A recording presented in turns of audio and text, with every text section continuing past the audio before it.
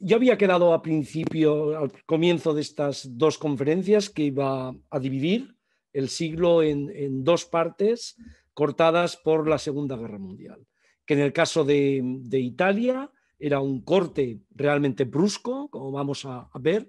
En el caso español, el corte brusco se había producido en el año 39, con la victoria de las tropas de Franco, el inicio de la dictadura, y el 45, dado que el franquismo, la dictadura, oficialmente no participó en la Segunda Guerra Mundial. Franco continuó, y esto es algo que voy a tratar en esta segunda conferencia. Voy a hacer todo el siglo XX.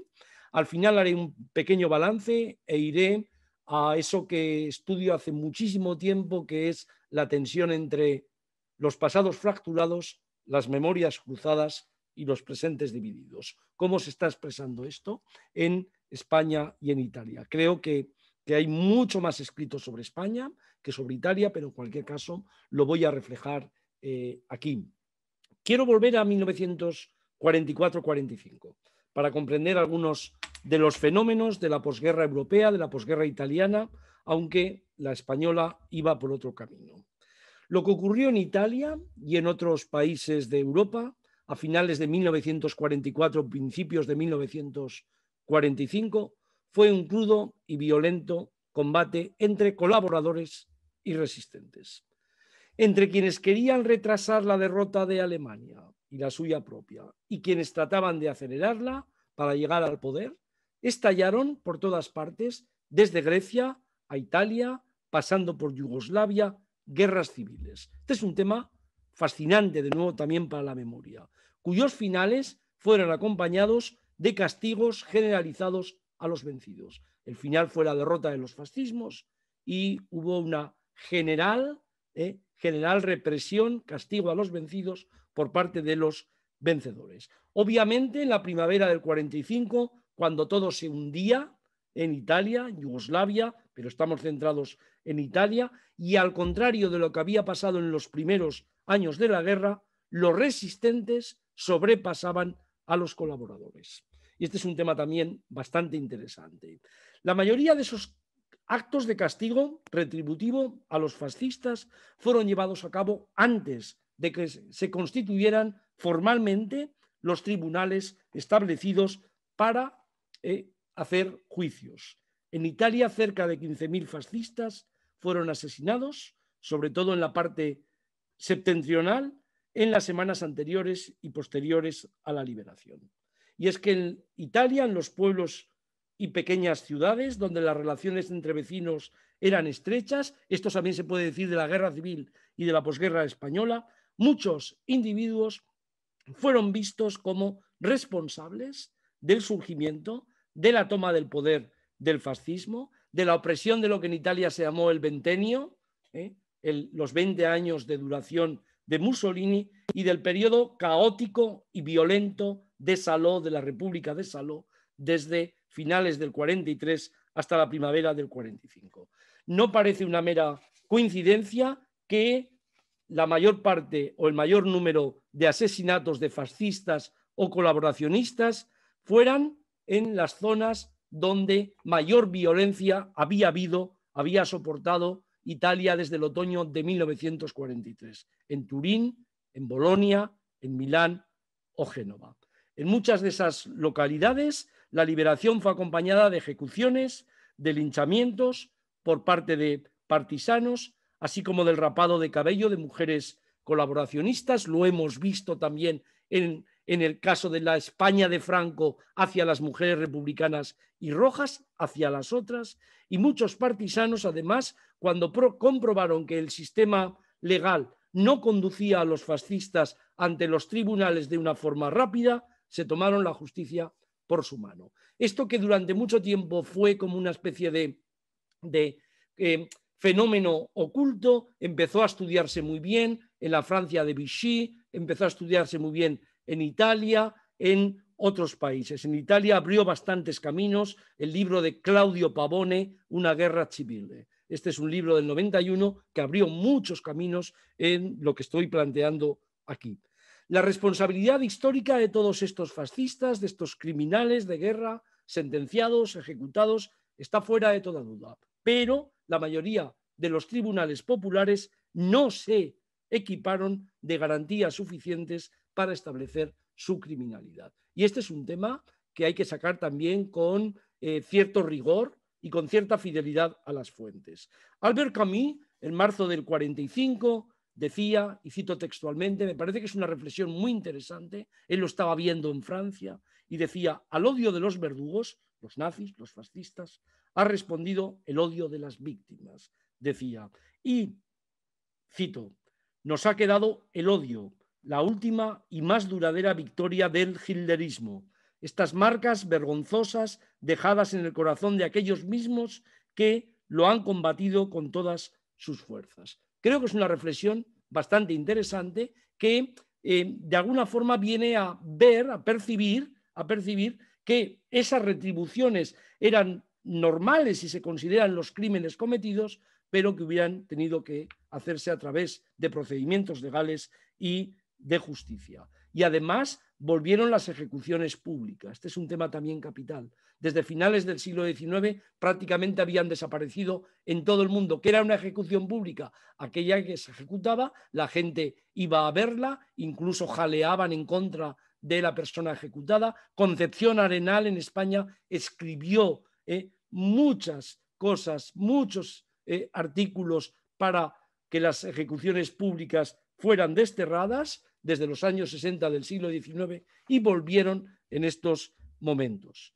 Mientras todo eso pasaba en Italia, antes de que venga la transición de monarquía a república a democracia, que será después el tema principal para Italia, mientras todo esto pasaba en Italia, en España, en aquel momento estábamos en lo que se llamaba la posguerra, porque a la guerra civil española le siguió lo que yo he llamado, la etiqueté hace mucho tiempo, creo que expliqué lo que significaba, una paz incivil. Una paz incivil que es que en realidad todos los años posteriores a la guerra civil, hasta el final de la Segunda Guerra Mundial, en España lo que hubo es unas manifestaciones muy interesantes e importantes de violencia, de represión, de juicios, de tortura sistemática, de campos de concentración, de cárceles, de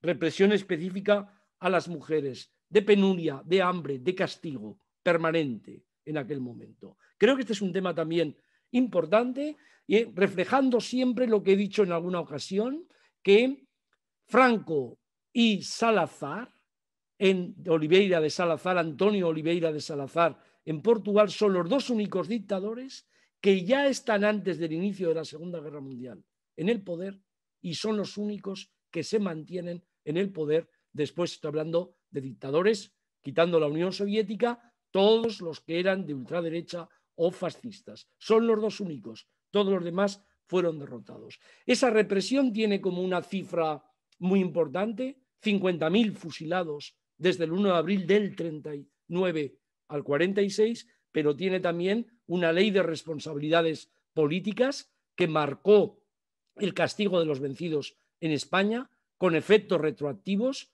Estos efectos retroactivos se aplican también en otras leyes y los protagonistas de todo esto en España, estamos sobreviviendo al fascismo en España en aquellos momentos. Los protagonistas son tres: el ejército, la falange, que era el partido único, y la Iglesia. Las tres instituciones representan a los vencedores, de ellos salió el personal, alto personal dirigente, el sistema de poder local, los fieles servidores de la administración, se repartieron el botín, se repartieron todas las confiscaciones, expropiaciones y además son los ejes fundamentales del castigo. La Iglesia de una forma, el ejército de otra y la falange de una forma también muy distinta. Con lo cual, lo que pasa es que a partir del año 45, cuando caen los fascismos, la defensa del catolicismo se convierte para Franco en un componente básico de la historia de España, le sirve como pantalla en ese periodo crucial para su supervivencia. Y por supuesto la Iglesia le hizo un gran favor en todo este proceso y Franco colmó de privilegios extraordinarios, nunca vistos a la Iglesia católica. Hay un libro ya desde hace tiempo de Frances Lannon, una hispanista, Lannon con 2 Ns, L-A-N-N-O-N, Frances Lannon, que se llama Privilegio, Profecía, Persecución, la Iglesia Católica en la España contemporánea, que ya reflejaba todo esto. Cayeron los fascismos, Franco siguió, aunque su dictadura tuvo que vivir unos años de ostracismo internacional prácticamente hasta el año 53. El año 53 es el punto de inflexión en el que se ve claramente que Franco, la dictadura de Franco, va a sobrevivir y nadie la va a acosar desde el punto de vista internacional. Ese año ocurren 2 cosas muy importantes. El concordato con el Vaticano, que legitima ya de una forma clarísima a la Iglesia Católica y al franquismo en un matrimonio muy sólidamente unido, y el pacto con Estados Unidos, el pacto por el cual se establecen bases militares en España y Estados Unidos ofrece una ayuda muy considerable a la España de Franco, pero sobre todo le rescata en el mercado internacional, le pone en el mercado internacional como no una dictadura, sino como un país católico, anticomunista, que puede hacer una causa maravillosa en la Guerra Fría. En el 55 España entra en la ONU, que la habían bloqueado hasta ese momento, y por supuesto ahí se acaba clarísimamente cualquier atisbo, cualquier posibilidad de que la España de Franco sea derrotada en el mundo internacional. Carrero Blanco, que después va a ser un personaje importantísimo en la historia de España, que era entonces subsecretario de la presidencia, estaba convencido de que las grandes potencias occidentales democráticas no tomarían ninguna medida enérgica, militar o económica contra una España católica y anticomunista. Y se lo dijo a Franco en uno de los informes que le enviaba a menudo en aquellas difíciles fechas, en aquellas que iban entre el 45 y el 53. Decía Carrero Blanco a Franco: la única fórmula para nosotros no puede ser otra que orden, unidad y aguantar. 30 años duró así la dictadura de Franco. Una fórmula de cara al mundo internacional que de cara al mundo interior pasaba por la represión, por la memoria abrumadora de los vencedores sobre los vencidos y el castigo hasta el último momento. ¿Qué pasaba en Europa? Y ya nos conectamos claramente con Italia. Bueno, la violenta derrota del militarismo, del fascismo en Europa, allanó el camino para una alternativa que se había abierto alguna grieta a partir de o antes de 1918 y que no pudo consolidarse, y que llamamos hoy democracia. Democracia o un modelo de sociedad que a partir del 48-49 se pudo establecer en Europa. Es un modelo de sociedad democrática basada en una combinación de representación con sufragio universal masculino y femenino. Ahora ya sin ninguna duda las mujeres van a votar. Estado de bienestar, que es un concepto que viene del término welfare state en inglés, con amplias prestaciones sociales, libre mercado, progreso y consumismo. La democracia se consolidó tras esta profunda crisis de las décadas anteriores, y el camino por el que Europa resucitó a partir de ese momento fue de modernización conservadora, que restauraba modelos de vida familiar prebélicos, valores religiosos, estabilidad social, pero al mismo tiempo los partidos de izquierda promovieron profundas reformas sociales, aceptaron el sistema político y parlamentario de una forma más estable que el que había permitido antes del 39 el eclipse de la democracia, el surgimiento de los autoritarismos. El paradigma europeo se basó en 3 pilares básicos, y esto es lo que siguió Italia después del 46, lo vamos a ver, y lo que España se reincorporó a partir del 77-78. Estado de bienestar y seguridad económica que superaron los conflictos de clase y las divisiones que habían generado el desastre de los años anteriores. Una solución al problema alemán a través de la integración europea bajo el liderazgo de la República Federal de Alemania y de Francia, y lazos de seguridad más estrechos entre Europa y Estados Unidos. Esas tres líneas, que son las dos primeras consecuencias de lo que había pasado en Europa, la tercera de la Guerra Fría, son las que van a marcar el futuro de Europa. Ahora bien, Italia tenía una peculiaridad que no tenían las democracias en aquel momento, o aquellas democracias que habían sido invadidas por Hitler, por ejemplo, Francia. Italia se enfrentó a una reconstrucción bajo condiciones muy especiales porque en el momento en que fue derrotados los fascismos, los actos de violencia contra fascistas continuaron durante bastante tiempo después de la liberación, pero la inmediata posguerra vio también el desarrollo de grupos terroristas neofascistas, excolaboracionistas, que sentían la amenaza de ser llevados ante los tribunales, de ser asesinados por los partisanos y que además apoyaban a las fuerzas conservadoras temerosas de la amenaza roja. Algunos de esos grupos neofascistas fueron reclutados para combatir a los republicanos en el referéndum sobre la monarquía en junio de 1946. El legado del fascismo no resultaba fácil gestionar después de más de 20 años y prueba de ello fue la creación en 1946 de un nuevo partido político cuyo nombre, Movimiento Sociale Italiano, indicaba una continuidad con el régimen de Salò. En los últimos meses de la guerra, en la zona del sur, controlada por los aliados, primero bajo el gobierno de Badoglio y después tras la liberación de Roma de Bonomi, los renacidos políticos de la era prefascista esperaban restaurar una monarquía parlamentaria.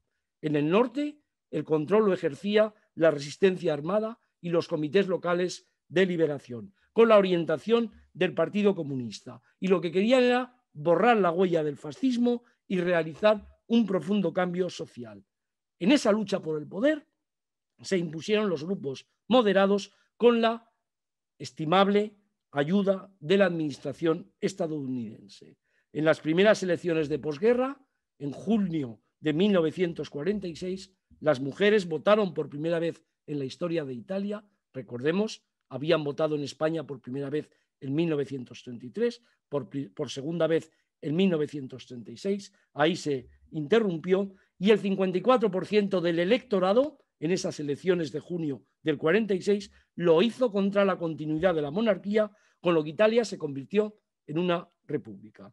Los diputados elegidos para esa asamblea constituyente, esto es muy importante para la memoria de Italia, los diputados elegidos, demócratas cristianos, socialistas y principalmente también comunistas, aprobaron una constitución en 1948 que estableció un sistema democrático parlamentario, consolidó las instituciones del Estado que habían sobrevivido el proceso de desfascistización.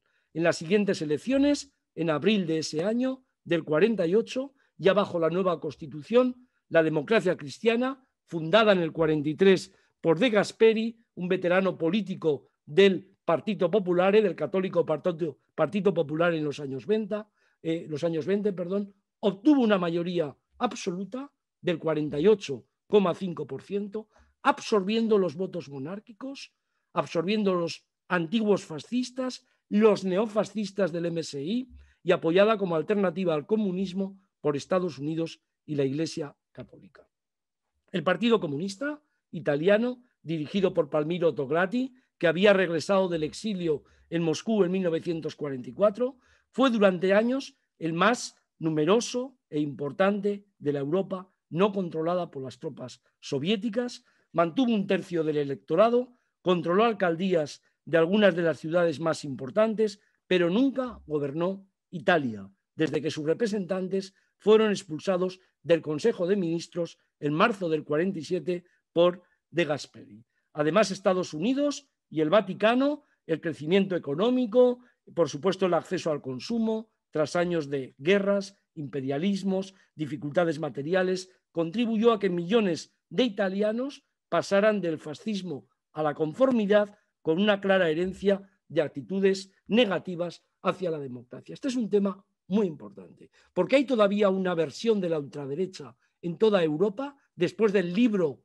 negro del comunismo, que cree que ¿Hubo comunismo de alguna forma en Occidente? En Occidente no hubo comunismo. No solo no hubo comunismo, sino que además los países que tenían partidos comunistas potentes, como la República de Alemania, la de Weimar, como Francia y como Italia, a partir del 47 los partidos comunistas fueron echados de los gobiernos centrales y ya no volvieron a participar en Italia nunca y en Francia solo con 1980, cuando les dio de nuevo a ministros comunistas en su gobierno Mitterrand. Este es el momento también de la vida cotidiana dura en Italia, reflejada en la literatura, en el cine, por el neorrealismo, que es muy interesante contrastarlo con la España de la posguerra. Ahí tenemos esa famosísima película El ladrón de bicicletas, Ladri di biciclette, en 1948, de Vittorio De Sica. En España tenemos dos novelas, después veremos películas, pero tenemos dos novelas muy importantes que creo que reflejan también esa atmósfera inclemente de la posguerra, conectada también con el hambre y la miseria. Una de ellas es Si te dicen que caí, de Juan Marsé, creo que refleja muy bien todo aquello, en Barcelona.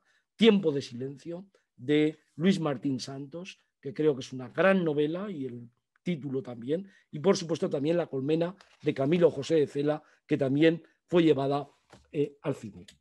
Voy a poner la luz. En realidad, en España, el aparato del poder de la dictadura se mantuvo intacto en aquellos años, pese a que sufrió importantes desafíos desde comienzos de los años 60, y solo con la época del desarrollo se cambió desde la autarquía, desde un modelo de crecimiento muy bajo a un modelo de desarrollo importante, sobre todo desde 1960 al 73. Y ese modelo de desarrollo estuvo basado fundamentalmente en un gran éxodo rural desde el campo a la ciudad, también en Italia. 4 millones de personas se movieron del campo a la ciudad en la década de los 60, y más de 3 millones de españoles, con la apertura de la economía al exterior, más de 3 millones de españoles se fueron a vivir a países extranjeros, también muchos italianos se fueron a vivir a países de Europa por razones de trabajo.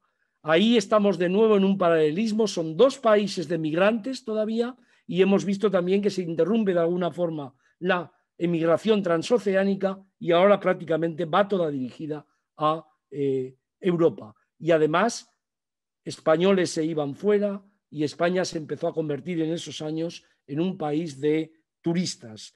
Turistas, puedo dar una cifra, el número de turistas se multiplicó por 8 en España entre 1959 y el 73, pasando de poco más de 4 millones a 35, y con los ingresos de divisas, 3.400 millones de dólares en 1975, se financió más de un tercio del total de las importaciones. La España de esos últimos 15 años, del franquismo, del 60 al 75, como pasó también con la Italia, vivió entre la tradición y la modernidad, algo que creo que es aplicable también, insisto, a Italia. Hay una España miserable, primitiva, de hambruna, pobreza, que desaparece poco a poco, que está captada en las imágenes de fotógrafos, cineastas, en las narraciones literarias, y hay otra moderna que nace, aunque no puede todavía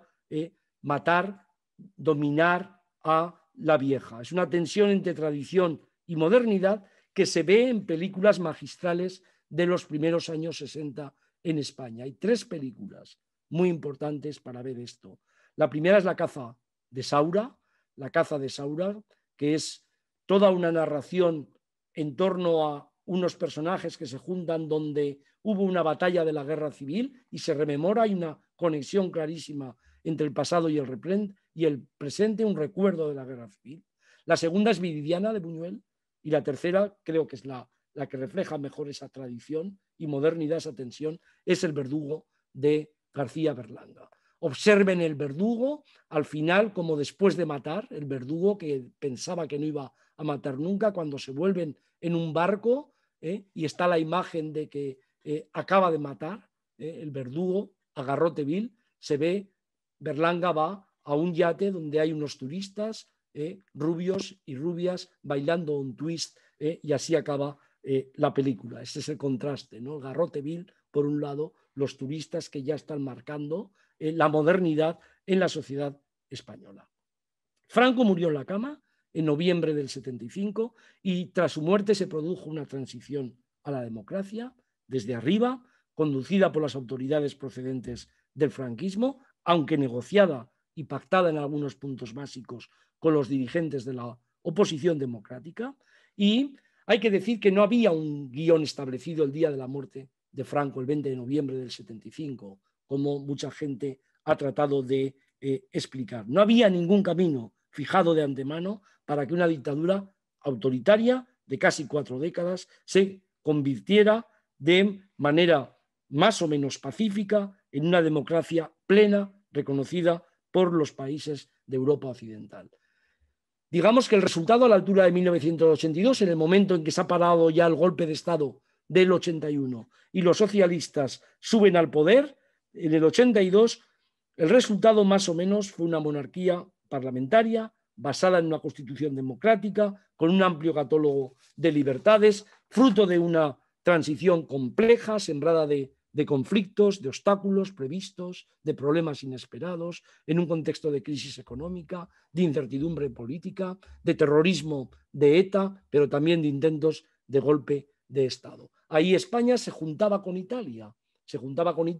Entraría en el año 86 en el mercado común, que Italia era desde el principio uno de los principales países, y a finales del siglo XX España era un país moderno, desarrollado, el sueño de los europeos, los noventachollistas, los regeneracionistas, de alguna forma se había cumplido, la sociedad había dejado atrás problemas históricos que mucho habían preocupado en el pasado, pero también heredaba conflictos antiguos no resueltos, fundamentalmente la organización territorial del Estado, que es un tema hoy todavía presente y con conflicto, pervivencia del terrorismo, que desapareció, y sobre todo el reto nuevo, lo tuvo Italia también, con un fenómeno totalmente nuevo, desconocido para los dos países, que era la inmigración. La inmigración y las consecuencias del proceso mundial de globalización. No tengo los datos para Italia, pero tengo datos muy claros para España.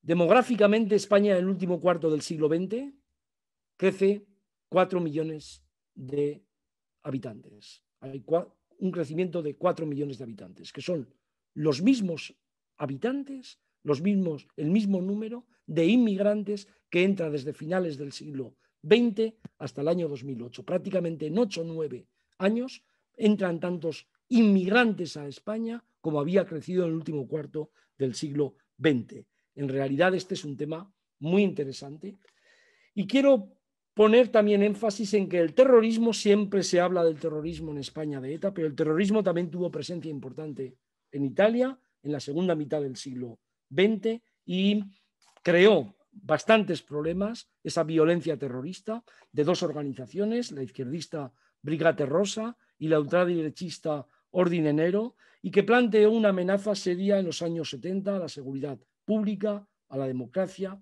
con el secuestro y asesinato del ex primer ministro Aldo Moro en marzo del 78 y la explosión, entró también en la memoria en aquel momento en Europa, yo lo recuerdo perfectamente, de una potente bomba en la estación de ferrocarril de Bolonia, obra del grupo neofascista Nuclei Armati Revoluzionari, que causó 85 muertos en agosto del 80. En Italia, en los años del gran boom económico, que también lo tuvo entre el 58 y el 68, de la gran emigración del sur al norte industrializado, aparecieron en aquella Italia democrática movimientos de protesta, socialistas, comunistas, importantes, anarquistas, de extrema izquierda, que algunos de ellos defendieron la lucha armada, con las Brigate Rosa y la Lota Continua, así como movimientos neofascistas. Y, por supuesto, la mafia siguió controlando zonas importantes del sur. También ETA, por supuesto, mató muchísimo más, 854 personas, desde el 68 hasta octubre del 2011, pero creo que hay que decir algo muy importante, y es que aunque los problemas de seguridad continuaron, la amenaza a la democracia del terrorismo causó un tremendo dolor y trauma a las víctimas y a sus familiares, y eso no hay que no es insignificante, es una cosa muy importante. Esa violencia terrorista fracasó.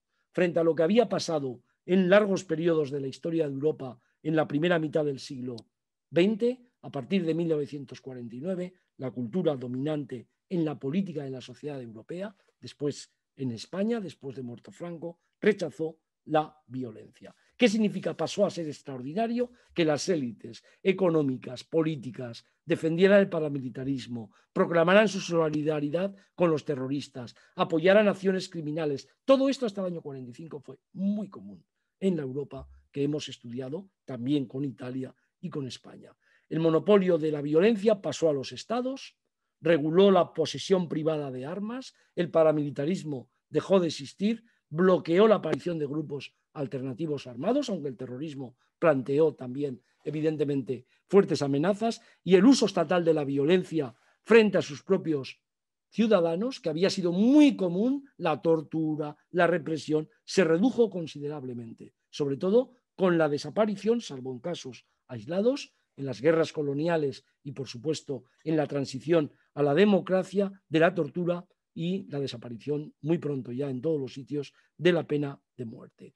Digamos, pues, que Italia y España dejaron atrás experiencias devastadoras de 2 guerras mundiales, de una guerra civil y de una larga dictadura. Y todo eso, evidentemente, cambió la percepción de muchos ciudadanos sobre la violencia y cambió la percepción a favor de la democracia, a favor de la paz, de la negociación, de la reconciliación, que en España, evidentemente, se planteó en los primeros momentos de la transición.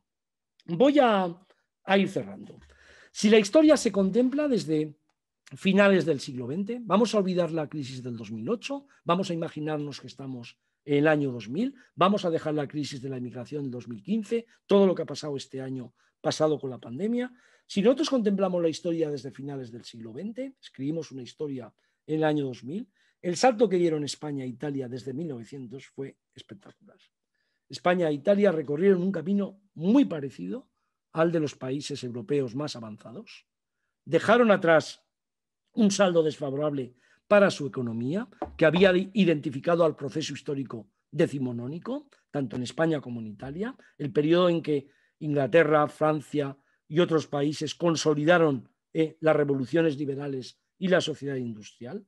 Transitaron durante el siglo XX desde una sociedad agraria y rural a otra industrial y urbana. No estoy calificándolos, no estoy diciendo si son buenos o son malos los cambios. Estoy tratando de explicar, hacer el diagnóstico de esos cambios.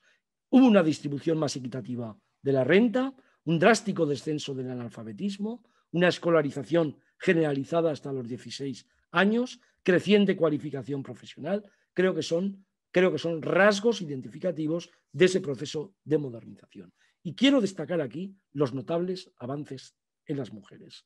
Un cambio en el dominio del patriarcado, lento, pero muy importante, en 2 países donde la Iglesia Católica y el machismo, el patriarcado habían tenido muchísima presencia. Creo que los avances de las mujeres en la política, que en España habían empezado con el voto de la mujer antes que Italia, interrumpido, por supuesto, por el triunfo de los vencedores en la guerra civil. El cambio de las mujeres en la sociedad y en el mercado de trabajo, creo que son cosas muy importantes para destacar cuando hoy se está planteando el discurso de la ultraderecha sobre el género. Creo que es una forma muy diferente a lo que hago en estos momentos de confrontar con una mirada libre y crítica ese pasado, esos grandes cambios. Y me dejaría el epílogo que anunciaba también Ferran sobre los recuerdos, conmemoraciones de pasados difíciles, de este siglo XX violento. Yo he dicho muchas veces que este recuerdo a los historiadores nos plantea desafíos clarísimos, sobre todo cuando intentamos diferenciar entre historia y memoria, entre conocimiento documentado y subjetividad. Creo que los historiadores hacemos un esfuerzo muy importante por diferenciar esos terrenos. Las redes sociales prácticamente ya no nos dejan, ¿no? Porque por mucho que tú te esfuerces en hacer comentarios, interpretaciones siempre basadas en investigaciones, aunque tú las reduzcas en las redes sociales a breves aportaciones, siempre sale la gente que agradece el conocimiento y sale la gente que cree que lo que tú estás haciendo es lo mismo que están haciendo ellos, opinando, ¿no? Creo que además, al contrario que ocurre con las luchas heroicas, con los triunfos militares, con las celebraciones de la grandeza nacional, estos pasados traumáticos o infames no se prestan a relatos fáciles o de autobombo. ¿Qué quiere decir? Que las naciones normalmente son reacias a desenterrar un pasado que se percibe divisivo, perjudicial para la imagen oficial o para la mitología nacional. Por eso, con un ejemplo muy clásico que hago siempre, cuando se celebró el bicentenario de la llamada Guerra de Independencia o de las guerras peninsulares, a bombo y platillo se celebró como un gran triunfo de esa España, de la nación frente a Francia, y cuando se habla de la guerra civil, la dictadura de Franco, que está a la vuelta de la esquina, que vive todavía la gente, ¿no? Siempre aparece la misma imagen desde la derecha. Están removiendo el pasado. Mire usted al futuro. Puedo trabajar sobre los dinosaurios, puedo decir lo que quiera de la España romana, puedo ir a los grandes mitos de la construcción de la España, el país más antiguo de Europa, todas esas cosas, pero si me meto en la guerra civil, si me meto en la dictadura de Franco, que en el fondo marcó a sangre y fuego la historia del siglo XX en España, entonces estoy removiendo el pasado. Por eso creo que estos pasados fracturados tienen memorias cruzadas de víctimas, de verdugos difíciles, donde a veces las víctimas anteriores quieren reivindicarse y los verdugos, muchos de ellos quieren pasar por víctimas, y un presente político dividido. Por eso es tan importante para la política el control del pasado. Por eso se discute siempre qué versión del pasado debe prevalecer. Y nos invitan a los historiadores a que caigamos de alguna forma en ese juego, ¿no? En el juego de para controlar el futuro vamos a controlar el pasado. ¿Qué me dice usted del pasado? ¿Cómo justifica, legitima usted el pasado? Y entonces, desde ese punto de vista, creo que esa disputa es continua. Pero han pasado dos cosas muy diferentes, y ahora sí que voy cerrando, en España y en Italia. Han pasado dos cosas muy diferentes. En España, en realidad, tuvimos que darle la vuelta a una memoria abrumadora de los vencedores, a través de la educación, de llevar a los libros de texto la historia del siglo XX.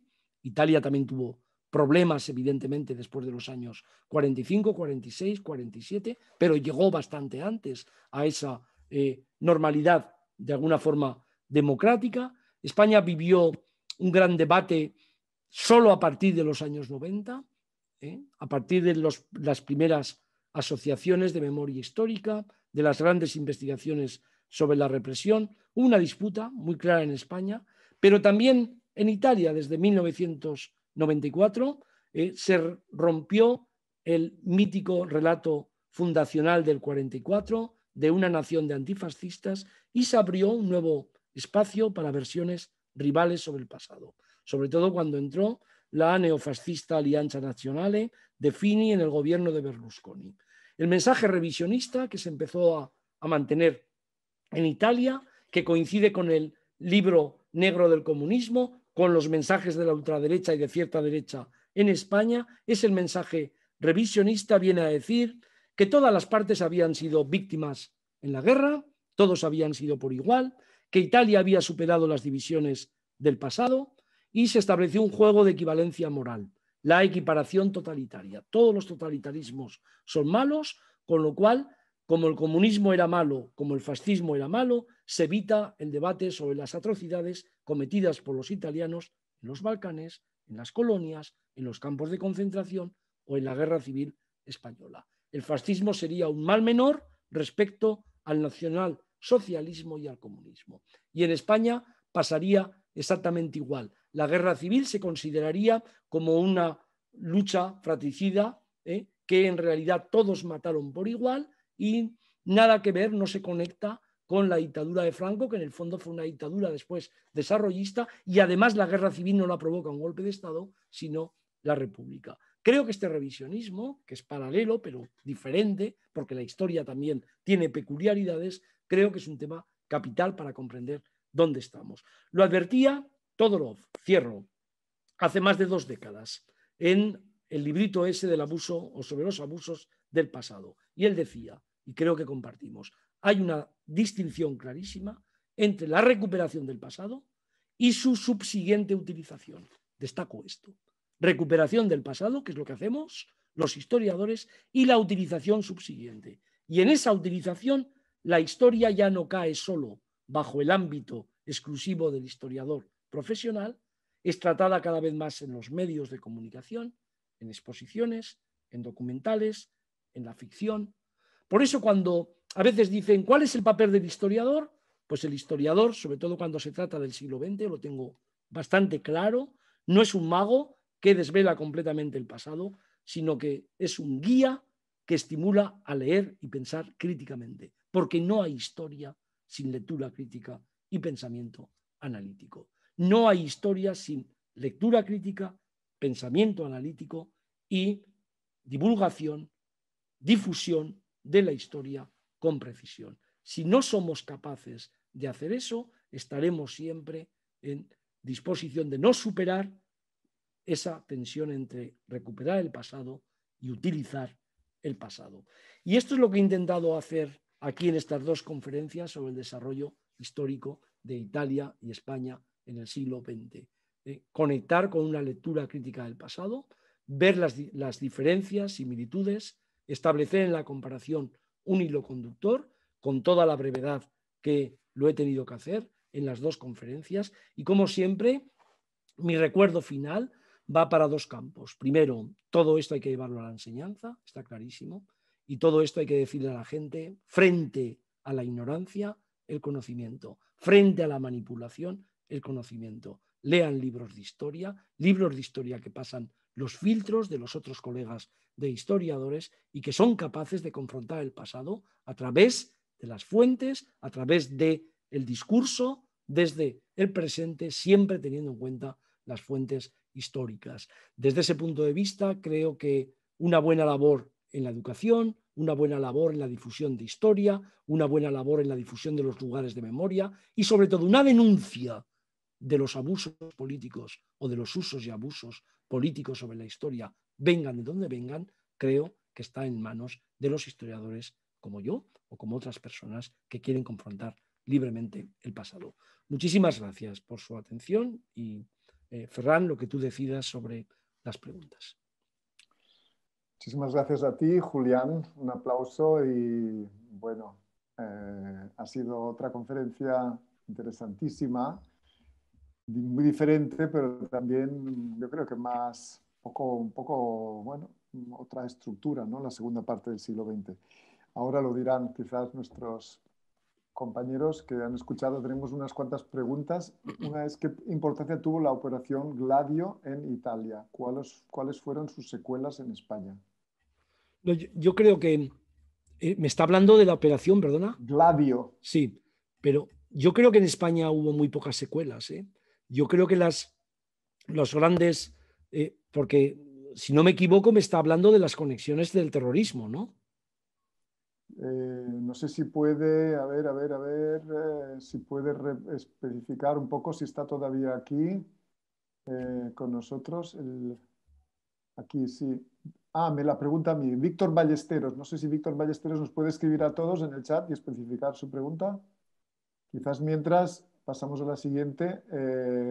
No, porque lo que sí que está clarísimo es que hay conexiones clarísimas entre los grupos neofascistas y los grupos de ultraderecha en la transición. Eso está clarísimo que Stefano Della Chiae, la persona tan importante en el neofascismo terrorista y en Bolonia, tiene claras conexiones con los italianos. Con los españoles y la ultraderecha. Hay una novela muy interesante que se llama El día de mañana, de Ignacio Martínez Pisón, que fue llevada con mi asesoramiento histórico, fue llevada por Movistar a una serie de 6 capítulos, El día de mañana, donde se ve, primero es la Barcelona, es un emigrante aragonés que llega a Barcelona, que ve el desarrollo, que ve los grandes pelotazos urbanísticos, la corrupción de la burguesía, después la transición, y acaba con unas imágenes muy interesantes sobre a los grupos de ultraderecha y las conexiones de la ultraderecha española con los grupos neofascistas italianos. Este es un tema bastante interesante y creo que bastante bien estudiado también, por lo menos cuando se establecen los paralelismos. Eso es que era otra pregunta que nos hacían, si hubo algún tipo de conexión entre los grupos ETA. También, si quieres comentar algo de Sí. ETA, Brigate Rosse o otros grupos, si sabes. Sí, yo creo que ahí hay una gran diferencia. Yo creo que las bases sociales que tiene ETA en el País Vasco y con el nacionalismo tienen muchas más conexiones con lo que está pasando en el IRA y en Irlanda. Por eso persisten y sobreviven mucho más, aunque en la primera época de ETA evidentemente tiene conexiones con lo que es el terrorismo de la izquierda en otros países, con la Baader-Meinhof, por supuesto, Sí. Los palestinos. Con las Brigadas Rosas, por supuesto, pero está clarísimo que sobrevive a todos ellos, ¿no? Sobrevive y durante muchísimo tiempo. Hay que tener en cuenta que cuando muere Franco y ETA, cuando viene la dices, transición española, sobrevive. prácticamente todos esos grupos terroristas han desaparecido, ¿no? Y sin embargo ETA sobrevive y pasa al siglo XXI, ¿no? Y además con bases sociales, con debates muy importantes en la sociedad española. Creo que son, de nuevo, la novela Patria es de Aramburu, creo que es un indicativo también en la literatura de cómo se ha visto, se han percibido de formas muy diferentes todo lo que significa el terrorismo de ETA, ¿no? Sí, por la base social que la retrata muy bien, ¿no? La complejidad, las contradicciones. Exacto. Bueno, hay otra pregunta que dice, luego hay una en italiano que tengo que traducir primero, que es un poco larga, pero bueno, está en español, estableciendo una conexión en cuanto al rechazo internacional de las ejecuciones y la pena de muerte durante el franquismo. Hubo manifestaciones de gran calado en Italia, al igual que en otros países. No sé si lo tienes que saber tú esto.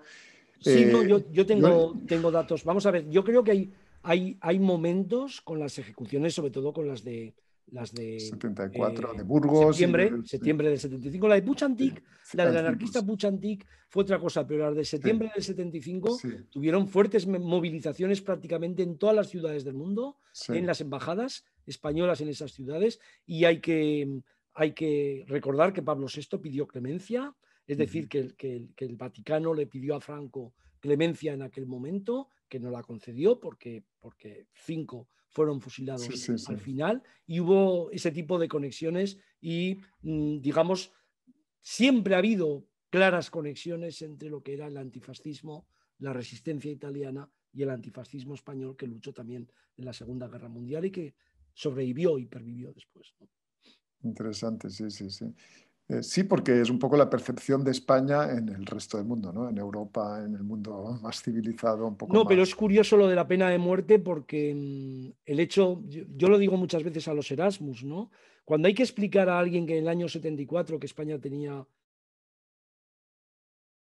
25 millones, ¿no? Ya no es el verdugo de Berlanga, sino que en el año 74 se aplica el garrote vil. Hay que explicar a la gente cómo se mata a garrote vil, porque ni siquiera lo saben, ¿no? Esa forma de ponerle sentado, poner una argolla aquí, con una especie de llave, asfixiarlo totalmente. Entonces me parece que es una muerte increíble, que además en el caso de Heinz y de Puchantik, que son los dos, él se hacía pasar por polaco y era un alemán. A Puchantik lo mataron en Barcelona, a Heinz en Tarragona. El verdugo de Heinz falló, el que lo sustituyó, que era ya el último de los verdugos, no había matado nunca, tardó en matarlo. Después le metieron en una especie de fosa sin ni una misera lápida, como a un perro, lo enterraron como a un perro. Hay un documental precioso sobre la pena de muerte y todo esto, que es de Martín Patiño, que se llama Queridísimos Verdugos, que es un documental de entrevistas de los últimos verdugos del garrote vil.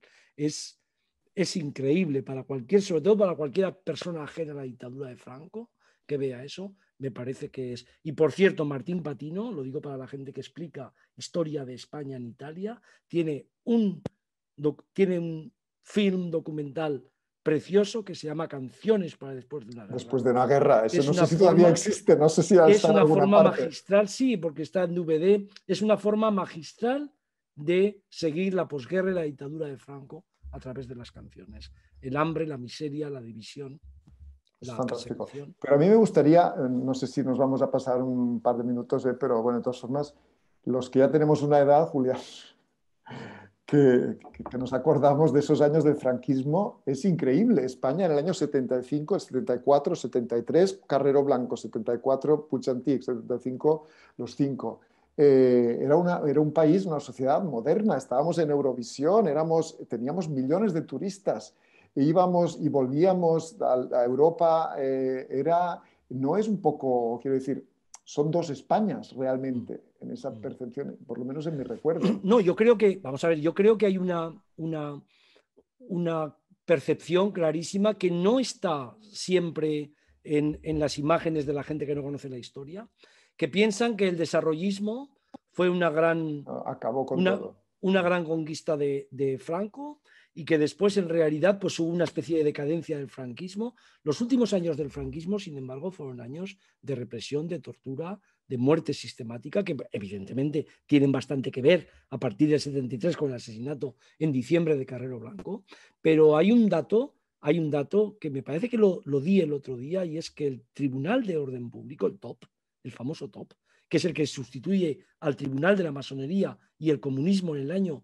63, en el año 63 aparece el TOP, y los años donde el TOP tiene más expedientes, más represivos, son el año 74, 75 y 76, donde hay todavía manifestaciones, muertos, están los sucesos de Vitoria en marzo del 76, muertos, asesinatos por la ultraderecha en enero del 77, y coincidiendo prácticamente con los asesinatos de Atocha en enero del 77, desaparece el TOP. O sea que el Tribunal de Orden Público desaparece en enero del 77, y el 76, 74, 75, 76 son los años con más expedientes de persecución a través del Tribunal de Orden Público, más que en el año 64, 65, 66. Entonces yo creo que ese final del franquismo, que además está muy bien de nuevo reflejado en el cine, y lo que dices tú, ¿no? Una tensión entre la cantidad de gente turista que entra, la tortura sistemática, la pena de muerte,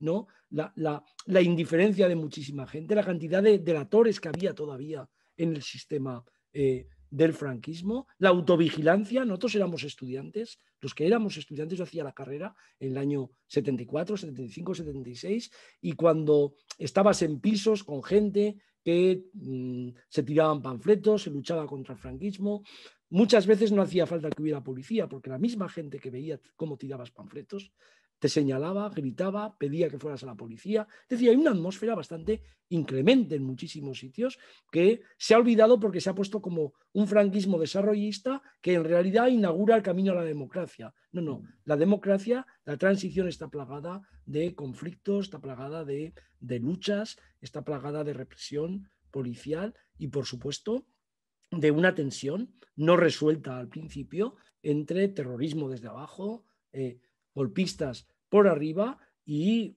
movimientos muy fuertes de ultraderecha que practicaban también el terrorismo. Como los de asesinatos de Atocha que has mencionado antes. Aquí ya tenemos la respuesta de este compañero Víctor Ballesteros, que nos dice: la operación Gladio sale en algunos libros como Por el bien del imperio de Fontana, donde se establece la relación del terrorismo de extrema derecha con grupos conservadores para frenar al Partido Comunista Italiano. Por eso preguntaba si había alguna conexión con España en esos años. Yo creo que es lo que yo creo que no hay, y me acuerdo de la referencia de Josep Fontana sí. en lo que fue el último libro suyo ya, ¿no? Vale. Y bueno, a ver si puedo traducir la intervención esta italiana y acabamos con esto. En Italia hay un gran equívoco, se confunde la caída del fascismo con la desaparición del fascismo. Aquellos que después del 45 han trabajado en las instituciones de la República son aquellos que poco antes todavía habían trabajado para el fascismo. Otra verdad desconocida y negada se refiere a las consecuencias de la liberación por parte de los aliados, sobre todo en Sicilia. Bueno, no sé si quieres comentar No, me parece Bien. muy interesante porque creo que es lo que planteaba antes, la memoria y los relatos, ¿no? En aquel momento. Lo que está clarísimo es que las sociedades que transitan del fascismo a la democracia, como en el caso alemán o en el caso italiano, la desnazificación y la desfascistización tienen límites. Y esos límites significa que tienes que integrar, incorporar, domesticar y no castigar a un montón de gente que ha sido responsable del fascismo. Eso está clarísimo. Pero en el caso de los países invadidos por la Unión Soviética, hay un montón de gente fascista también. Hungría es un ejemplo muy claro, que de la noche a la mañana cambian el carné de la cruz flechada por el Partido Comunista. Porque o los castigas y castigas a todo el mundo, que es un modelo que Franco lo hizo, no integras, no incorporas nunca, o esos países no funcionan. Entonces está clarísimo que en el umbral de la Italia del 45 al 50, primero hay un freno al Partido Comunista para que no tenga la fuerza que le venía de la resistencia. El papel de Estados Unidos allí es muy importante, el papel de la Iglesia es muy importante, pero también el papel de lo que he dicho antes, de que en contra de lo que le parecía a muchísima gente, la democracia tal y como se construye en Europa, en casi todos los países, es una mezcla de pervivencias conservadoras, familiares, de estructuras tradicionales. Lo que ocurre es que la izquierda, que había sido revolucionaria, establece proyectos reformistas para reformar el capitalismo desde dentro. Y creo que esa mezcla entre socialdemocracia y conservadurismo es la que crea una democracia totalmente diferente a las que había sido antes. Y está clarísimo que uno de los partidos que sale muy perjudicado por todo esto es el Partido Comunista. En el fondo esto, y acabo Ferran, esto conecta siempre con la idea famosa que plantea muchísima gente, que si hubiera ganado la guerra la República, hubieran establecido en España una dictadura comunista. Ya lo dije el otro día, no hubiera podido ganar nunca la guerra la República sin el apoyo británico, y en el único caso, que es la de Cambriana, diciembre del 44 en Grecia, donde los comunistas estuvieron a punto de ocupar el poder, las tropas británicas intervinieron. Y en todos los países que hay partidos comunistas fuertes hasta el 45, a partir del 45, esa síntesis que estoy planteando, esa combinación entre conservadurismo, que no estoy hablando solo de político, sino de pervivencia de aspectos tradicionales, en Italia de pervivencia del catolicismo, del patriarcado, de muchísimas cosas que podríamos tratar. Creo que esa síntesis o combinación entre esa pervivencia y los proyectos reformistas son muy importantes. No me ha dado tiempo, pero es muy interesante, y creo que hay una tesis allí y hay muchos trabajos de investigación para hacer. Es muy interesante plantear los paralelismos entre la persistencia de la Iglesia, del patriarcado, las aspiraciones de las luchas de las mujeres y cómo todo eso ha ido evolucionando en el siglo XX, más allá de la conquista del voto por parte de la mujer. Creo que eso es fascinante, que no hay muchos estudios, e invito a la gente a que se meta en ese punto porque me parece un tema importantísimo, porque ahí compartimos dos cosas, que por un lado hemos tenido prácticamente a una religión, la católica, como la única exclusiva religión, ¿no? Después de que no hubo reforma protestante, y eso es un tema capital, y a los judíos, que en España prácticamente no había, los habían echado, y a los italianos judíos prácticamente los liquidan en la República de Saló. Creo que este es un tema muy importante. Y en segundo lugar, que creo que el patriarcado va más allá del catolicismo, que son pervivencias de la importancia que tiene el honor, el sexo, y las políticas de honor y de sexo. Esto lo trató muy bien Pete Rivers en las sociedades mediterráneas. Hay un libro de Pete Rivers, que es un antropólogo, que hizo un maravilloso libro que se llama Los hombres de la sierra, sobre Granada. Y Pete Rivers tiene un libro sobre el honor y las políticas de sexos en las sociedades mediterráneas. Pete es con dos T's, Rivers, como río acabado en S, y el libro salió en castellano, no sé dónde lo publicaron en Italia, en castellano salió en Alianza Editorial. Y creo que es un libro majestuoso para ver la persistencia de todo ese tema del honor, del patriarcado en las sociedades mediterráneas. Bueno, Julián, muchísimas gracias por todo lo que has sabido exponernos, todas las ideas que nos has dado, además de aclarar algunas dudas o muchas dudas.